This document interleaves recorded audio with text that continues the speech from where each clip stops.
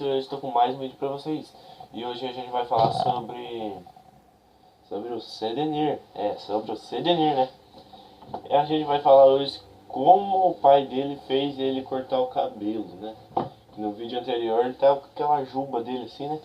Aí vamos ver como que o pai dele fez ele cortar o cabelo, beleza? Yeah!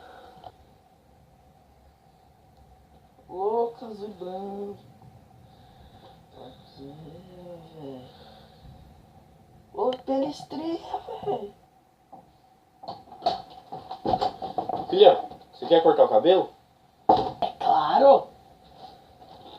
Beleza então, eu vou te dar um celular se tu cortar. Beleza. Filhão, toma seu celular.